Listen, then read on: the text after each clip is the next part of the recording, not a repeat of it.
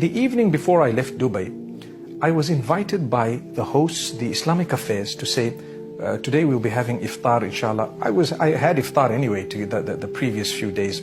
And that particular day, we had iftar at a certain place where they had invited people from all walks of life.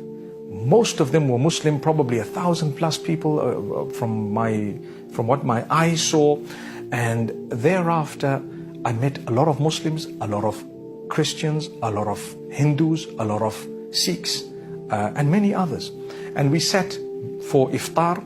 I had my iftar, meaning I broke my fast, I made my Salatul Maghrib, greeted a few people and went away.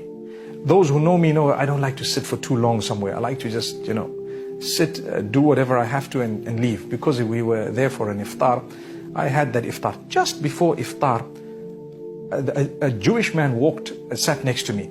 I asked him who he was and where he was from. He was from New York, lived in Dubai for quite a few years. He said about 8 years, I think. And mashallah, there was, a very light discussion.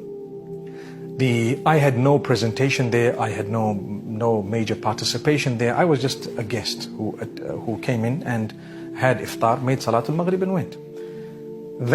The idea of that iftar was in order to showcase the Ramadan to the non-Muslims who are resident of the UAE. That's not a bad idea. And it happens in London, it happens in Canada, it happens in US, it happens in Muslim countries, it happens in so many communities, it happens so much across the globe where, the iftar and the Ramadan and Islam and so on and the teachings and the way it happens and what it's supposed to do for us and the ambience of it is all showcased to people who don't know much about Islam. So later on when I left, I saw a few news articles that were quite accurate initially. That there was this iftar arranged by so-and-so for people of all faiths to get together who are living in the UAE, and the idea is the harmony and the understanding and so on and so forth, which is true.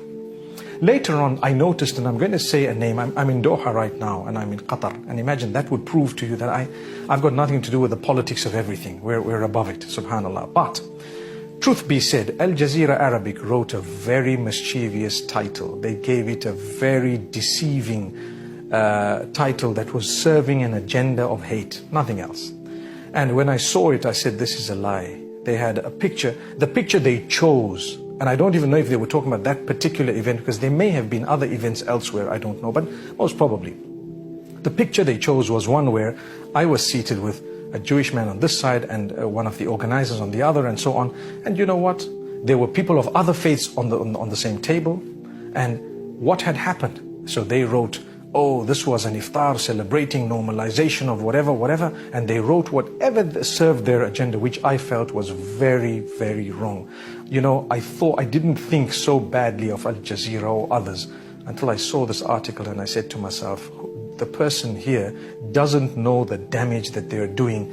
Intentionally, they have misconstrued, misinterpreted, written a headline that's going to get across the globe that is so false. It is absolute rubbish. That's what they wrote. Total nonsense. And they added in the article things of whatever politics might have happened in the past or is happening, which had nothing to do with the particular event. Absolutely nothing. So, what do you do now? I guess it happens to people, to politicians, to religious people who are popular, to people who are known across the globe and so on. They seize this opportunity to say things. My name wasn't written at all because I was not one of the organizers. I didn't know anything. My name wasn't written at all in that article. But obviously people would recognize me because I'm a known person. Later on, our Muslim brothers from Islamic, journalistic channels that document whatever, or they speak about the pillars of Islam, or they speak about what's going on in the Muslim Ummah, which is a good thing in essence, but they decided to carry the false tale, and they decided to portray it as though Mufti Menk is, compromising his faith and this. Wallahi, that didn't happen. I just want to clarify. We stand with our brothers and sisters in Palestine and with Masjid al-Aqsa forever. Forever. We stand with them. We believe in the cause and we believe in it forever. Subhanallah. And for your information, the last time I tried to go there, they denied me entry. They actually told me, sorry, you can't come. And there we go. So, subhanAllah, we still stand for the cause.